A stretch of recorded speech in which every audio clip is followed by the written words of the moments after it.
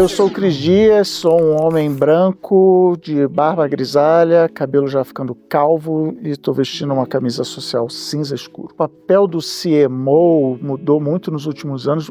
Os profissionais de marketing em geral, e aí o CMO representa tudo isso, porque o profissional de marketing dentro de cliente, de anunciante, sei lá, 1 ou 2 décadas atrás, era essencialmente um negociador de preço com veículos, era escolher aonde a mensagem ia ser mostrada, veiculada. Você tinha os famosos 5 canais de TV, 2 jornais na cidade, sei lá quantas rádios, e aí era uma negociação de preço nesses pacotes, em qual revista vai botar. E aí, com a chegada de plataformas tipo Meta e Google, mudou completamente, passou a ser um leilão reverso, então você tem que adivinhar, botar um teto máximo naquele valor de compra, e também segmentação. Segmentação foi a grande mudança. Então, eu entender com quem eu preciso falar e o melhor jeito de eu colocar isso na plataforma, o melhor jeito de medir isso em cada plataforma, como entender, retroalimentar isso para tomar as próximas decisões. E agora a gente está num novo paradigma, que é modelos de atribuição. Acabou o funil, inteligência artificial. Então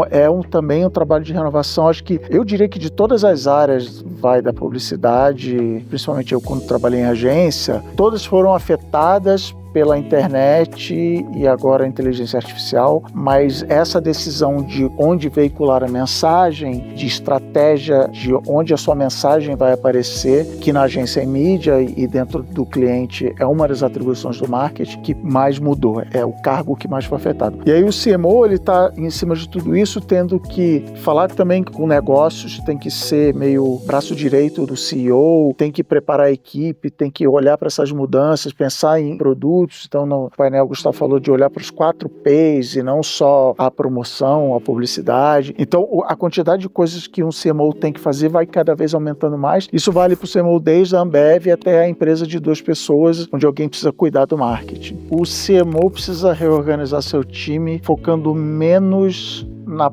próxima grande novidade, na próxima grande certeza, e mais nos valores humanos, que são as coisas que nunca mudam. Eu costumo dizer muito, estava em Ponta Grossa agora palestrando, e o tema da minha palestra era basicamente esse aqui, de que a curiosidade é a profissão do futuro. A última fronteira é a única coisa que a máquina não consegue tirar da gente, até por uma definição do que é prompt, né? Eu tenho que dizer pro ChatGPT, pro Gemini, para quem quer que seja, o que eu quero. Eu tenho que ser curioso, eu tenho que fazer as perguntas que nunca foram feitas. Eu fui num evento do Google ano passado, e uma das coisas que o gerente de soluções do Google contou, que explodiu minha cabeça, foi que 15% das buscas que são feitas no Google todos os dias nunca foram feitas, né? É isso que a gente tem que buscar nas equipes, e não qual ferramenta que eu vou usar, qual o gerador de imagem que é bom agora, como é que eu estimulo a curiosidade das pessoas. O jeito de fazer isso é começar a pensar mais como artista e menos como engenheiro, porque o artista é meio a profissão que faz isso, né? Desde sempre, é essa pessoa curiosa, está sempre olhando para o mundo, se perguntando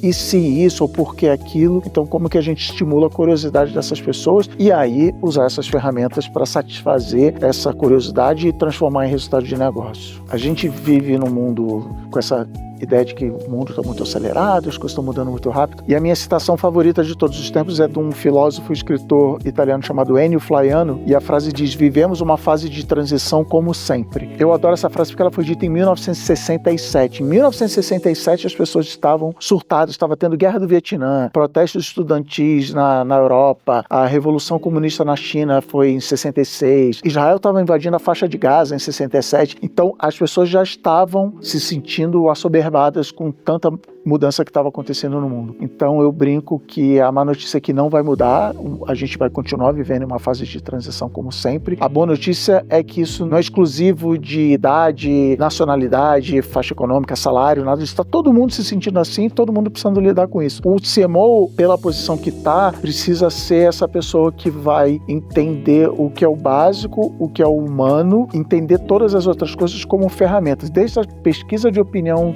pública até o ChatGPT, que isso são ferramentas para a gente fazer conexões humanas, para entender como funcionam os humanos, sair do dado, sair do número 37% das mães, entender como os problemas que as mães estão passando, as angústias, entender o seu mercado e como se conectar com essas pessoas humanamente ou culturalmente. Mas o que eu vejo muito no mercado, quando eu vou falar por aí, quando eu vou dar treinamento, quando eu vou dar palestra, é que as marcas estão cada vez mais focadas em si, né? Falando de si. As redes sociais deviam ter acabado com isso, mas parece que está só piorando. Se você entrar um perfil de Instagram de uma marca dessas que vende em prateleira de supermercado, você vai ver que é só foto de produto ou foto de famosos segurando o produto, né? Cadê as histórias? Por que essa sua marca é importante para mim? Eu não tô nem aí para sua marca, então como é que eu me conecto com ela? E isso não tem ferramenta, não tem IA, não tem dashboard, não tem nada disso, são conexões humanas. A gente entender de seres humanos, entender como a gente ajuda a vida dessas pessoas e às vezes ajudar é só ser engraçado, só trazer uma informação, mas como a marca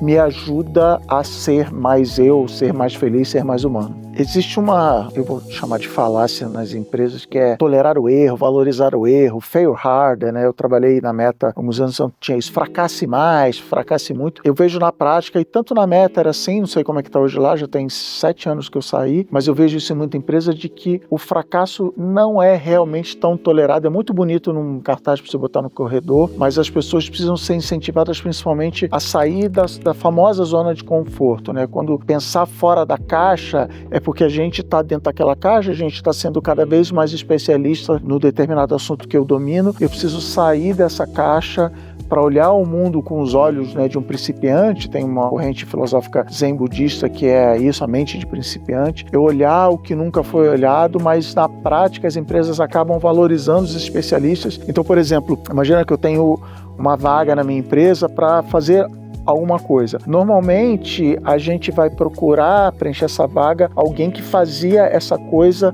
no meu concorrente, numa outra empresa, né? Então essa pessoa ela tecnicamente ela é muito boa porque ela fazia isso na outra empresa, mas ela vai continuar entrando cada vez mais na caixa e pensando mais daquele jeito como especialista. Será que não vale, pelo menos em alguns pontos dessa equipe, eu ter pessoas que faziam outras coisas, que enxergam o mundo de um jeito diferente, que moram em outro lugar, trazer esse olhar novo, mas tolerando o fracasso, entendendo, principalmente quando a gente está falando de inovação, que a inovação não tem certeza por definição, então estar preparado para não punir essa pessoa quando aquele experimento, quando aquela tentativa de inovação não der certo. A cultura da empresa, a organização da empresa precisa estar preparado para isso.